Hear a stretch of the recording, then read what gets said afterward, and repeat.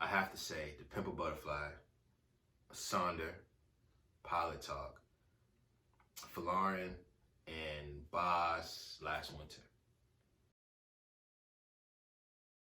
To Pimp A Butterfly, that album, like a lot of these albums I have emotional connections with, not so much like the music. It's just like they released at times in my life that I always remember.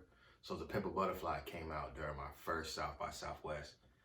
And I remember taking that 20-hour drive, man, so excited just to be doing South by Southwest, and the album came out, and I remember not even having a Spotify account, and we were just letting the album play on shuffle, just trying to figure it out. I did South by Southwest. I got back to North Carolina and went straight to Target and bought the album. So every time I hear that album, it just takes me back to that place of my first South by Southwest and how excited I was and just that happiest moment at that moment, that period of time. Pilot Talk, I've just been a Currency fan since like '07, and to just follow his journey and just see that like one of his albums come out was important to me. And at the time, man, he was just rapping about stuff that I thought was tight. Like just seeing his vlogs, seeing his stories, seeing him in Ski Beats, and that whole creative control like time was a great era.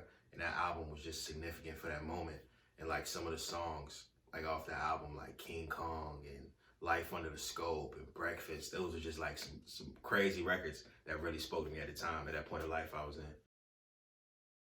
So Brent Fayette, Sonder, man, bro, I was on this transition of like coming out of depression, and I left, I moved to New York just trying to really pursue my dreams. And on that way, my DJ Mic Check told me about the album, but I finally played it on the way back, on my way driving up to New York, man, and Brent spoke to me, bro.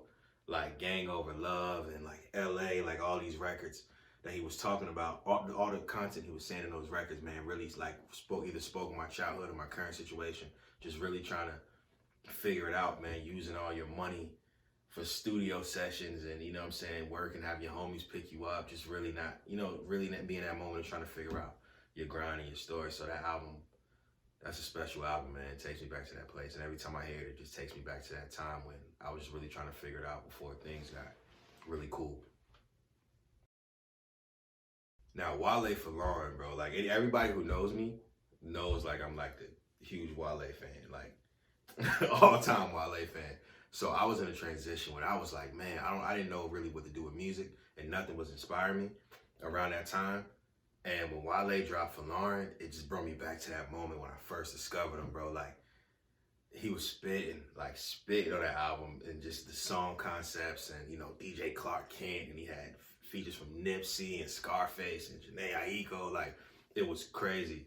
He had this drum cassette Michelle that I thought was crazy, and that kind of like inspired me to just go back in and start rapping, and, it's like figure out my next move, my next play. Yo, Boz Last Winter, I discovered, I want to say either it was Maybell or the JFK record. And I was like, yo, who is this guy? And I discovered it. I finally, I downloaded Last Winter. And at the time, I was working this like crazy, this like janitorial job, bro. And it sucked, man. It sucked. I have to wake up every day 5 in the morning. And I used to just let that album play. I got it off YouTube. Sorry, boss. I got the album off YouTube, and I couldn't skip tracks, so I had no choice but to let the whole 40 minutes of the album play. And it was just like at that time, man, it was nothing I've ever heard. Like it was he had his own sound, his own style, his own way. Like I knew he was running. I figured he was running with Cole, but it didn't sound nothing like Cole.